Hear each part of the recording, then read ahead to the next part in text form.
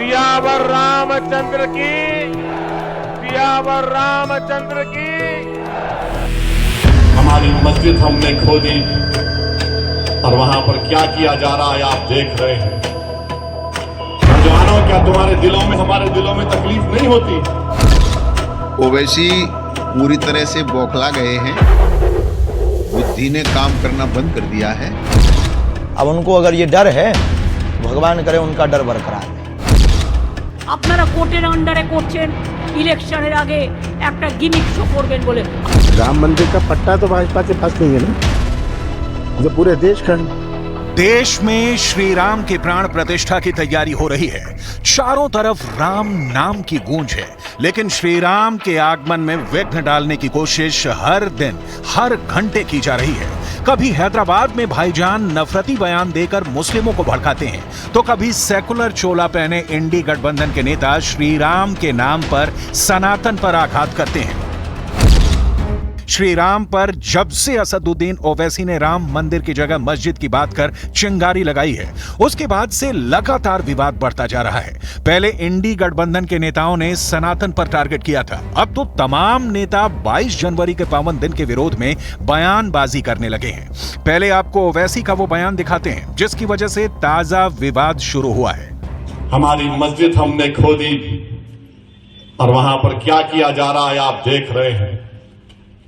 नौजवानों, क्या तुम्हारे दिलों में, हमारे दिलों में तकलीफ नहीं होती कि जिस जगह पर हमने 500 साल हय्याल सलाह और हय्याल फलाह की सदाएं दी, जहां पर हमने बैठकर कुरान करीम का जिक्र किया, जहां पर हमने बैठकर सलातो सलाम के नजराने पेश किए, आज वो जगह हमारे हाथ में नहीं है।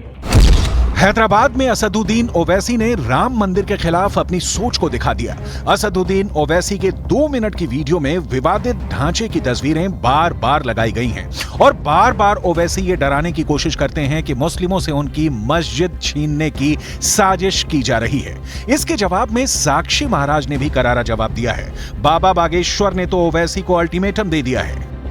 एक दिन भी वहां नमाज नहीं पढ़ी गई, एक दिन भी वहां कुरान नहीं पढ़ी गई और एक दिन के लिए भी रामलला की पूजा वहां बंद नहीं हुई, लगातार पूजा होती रही है।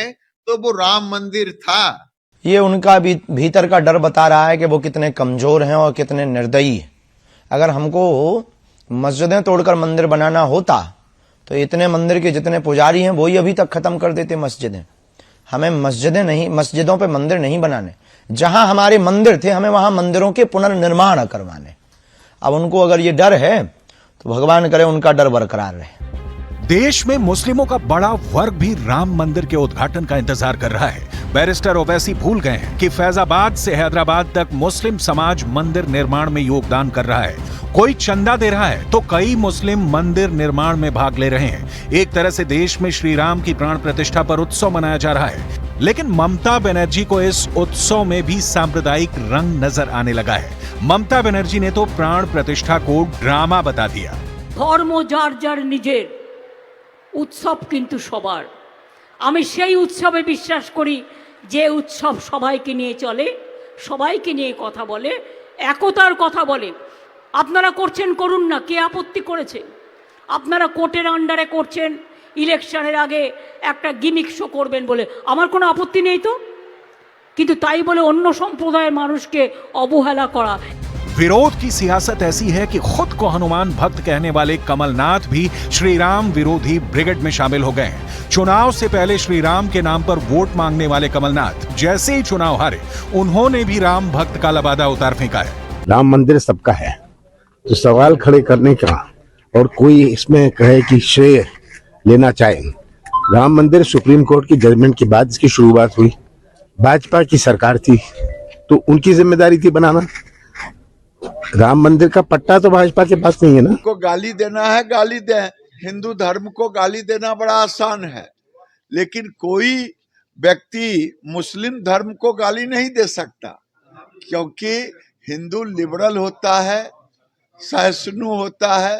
इसलिए जदयू और आरजेडी के लोग घूम घूम करके सनातनियों को गाली दे रहे हैं।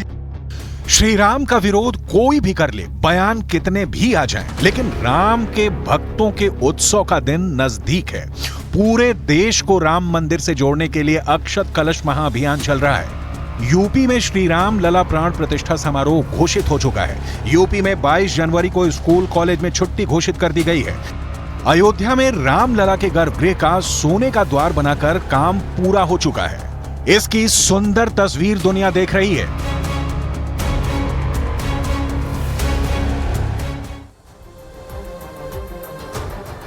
हालांकि बिहार में इसे लेकर अलग ही बयानबाजी चल रही है। बिहार के शिक्षा मंत्री चंद्रशेखर कह रहे हैं कि वो श्री राम भक्त हैं, लेकिन उन्हें राम के भक्त हैं जो सबरी के बेर खाते हैं, अहिल्या का उद्धार करते हैं। चंद्रशेखर यादव जो बिहार के शिक्षा मंत्री हैं, उनकी ओर से ये कहा गया। दूसरी तरफ बिहार के समाज कल्याण मंत्री मदन सहनी वो कहते हैं कि बीजेपी वाले राम को अपना मानते हैं, जबकि उनका भगवान राम से कोई संबंध नहीं है।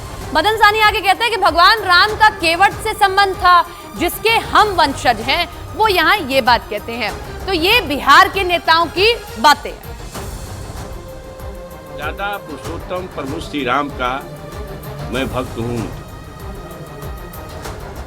मगर उस प्रभु श्री राम का भक्त हूँ जो सबरी के जूठे बैर खाते हैं, अहिल्या के तारनहार होते हैं। जब मर्यादा पुरुषोत्तम प्रभु श्री राम जी सबरी के जूठे बैर खाने के अनूठा और अहिल्या के तारनहार के अनूठा उदाहरण है, तो फिर मनु संहिता में शूद्रों को और स्त्रियों को शिक्षा और संपत्ति के अधिकार से क्यों अलग किया गया? राम मंदिर का उद्घाटन हो रहा है, ये तो सब देश के लोग जान रहे हैं, बिहार के लोग भी जान रहे हैं, हम लोग भी जान रहे हैं।